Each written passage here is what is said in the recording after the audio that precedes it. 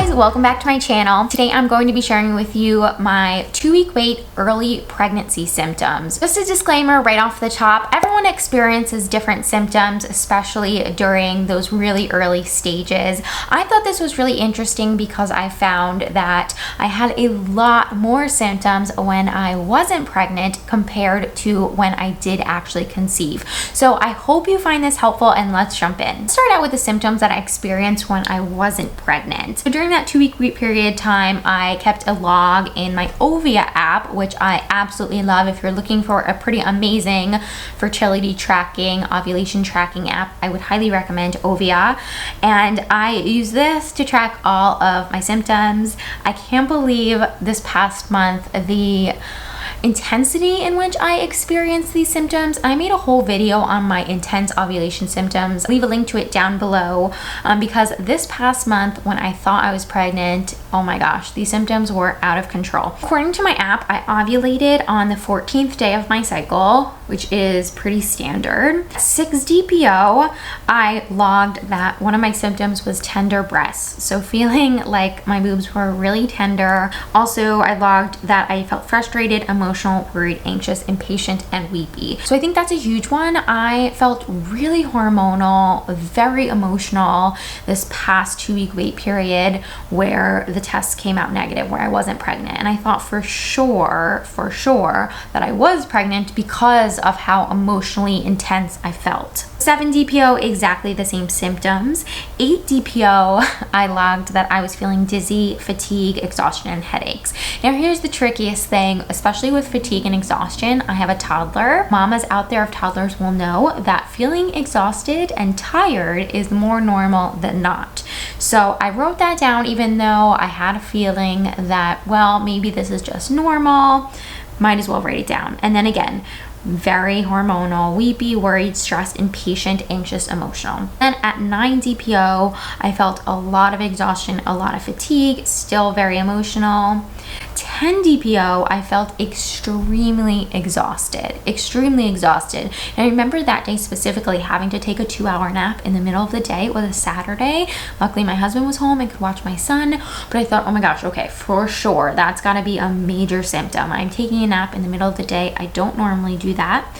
11 DPO, I hadn't got my period. And for me, it was a little bit strange, but at the same time, my cycle varies between 24 to like 26, 27 days. So this was on the earlier side of things, but I was still expecting my period. Again, symptoms were fatigue, exhaustion. Now we start getting into some other symptoms that I thought for sure were early pregnancy symptoms. Cramps, as in like maybe implantation cramping, I thought, or maybe just like cramping that would happen after implantation, frequent urination, and headaches. And then the next day, again, I didn't have my period, and that was when I was like, this is getting interesting. Frequent urination, cramps, bowel movement, diarrhea, fatigue, and exhaustion. So having not gone back at this period of time and like revisited the early pregnancy symptoms I had with my son, I was thinking like, okay, I had all of these. There's no way I am not pregnant, especially with the bowel movements and the frequent urination.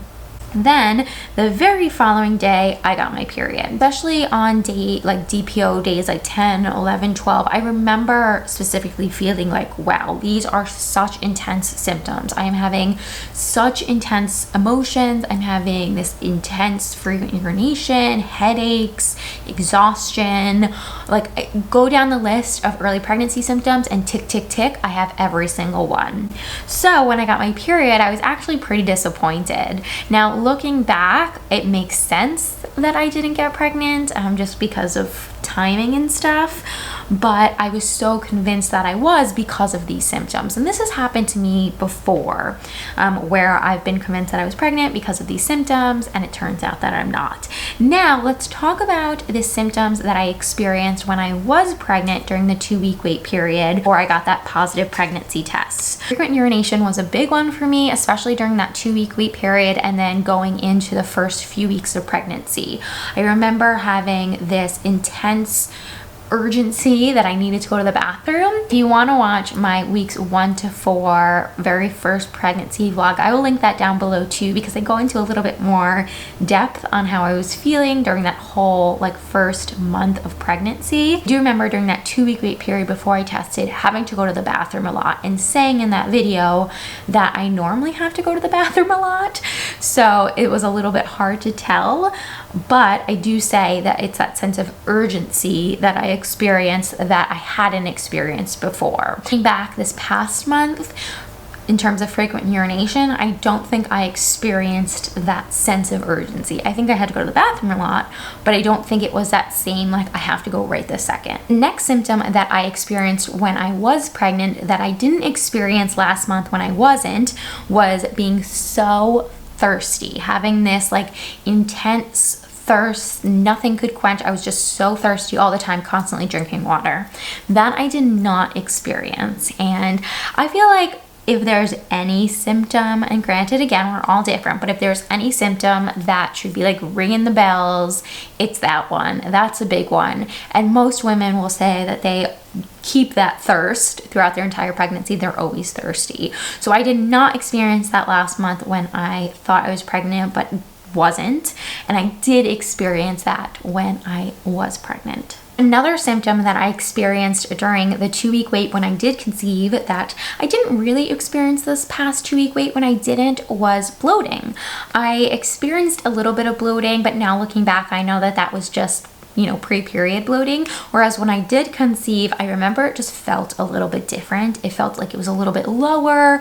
It felt like something was happening inside my uterus that was different than just your normal every month period bloating. Breast tenderness. So I did experience breast tenderness when we conceived my son, and I did experience it this past 2-week wait period. However, the big difference is breast growth.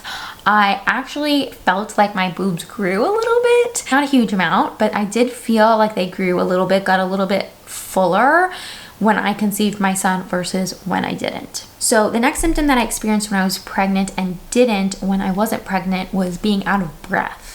Feeling really out of breath, feeling really winded, and then coupling that with the feeling of nausea. So I didn't really experience any sort of morning sickness with my son throughout the pregnancy. If anything, I experienced more like night nausea, getting kind of nauseous around 5 p.m. and onward, but I never really experienced morning sickness in the traditional sense. I experienced nausea when I was like physically active, or when I went from being like in a sedentary position to all of a sudden being active. When we conceived my son, my family had recently got a puppy. I remember being outside with the puppy and following him around and having to chase after him, and that like going from 0 to 100 was what made me feel really nauseous. That was definitely not something that I experienced this past month, and was something like completely unique to when I had actually conceived. Okay, and the last symptom that I experienced when I conceived, not so much last month, but I think I tricked myself into thinking that I experienced an elevated sense of smell. So when I did conceive during that 2-week wait period, I do remember being able to like smell everything, like this intense new sense I had, and being able like, and it wasn't bad or good, like there wasn't, I didn't have any aversion to it. It was just like, oh, I smell everything now to a greater degree than I did before. Really interesting. And I did not experience that last month, and that was a big one for me too when I was pregnant, and that was something that like followed me throughout the pregnancy. So now looking back this past month, I'm like, oh, okay, like that makes sense. I did not experience that last month, but who's to say, right? Because every pregnancy is different. Hey guys, so those are all the early pregnancy symptoms that I experienced during the 2-week wait with my son when I did conceive and when I wasn't pregnant. Sending all the baby dust and all the love to you if you are in that 2-week wait period. I hope that this is your month. If you enjoyed this video, give it a thumbs up. Don't forget to subscribe, turn on that notification bell so you never miss a video, and I will see you in my next one. Bye guys.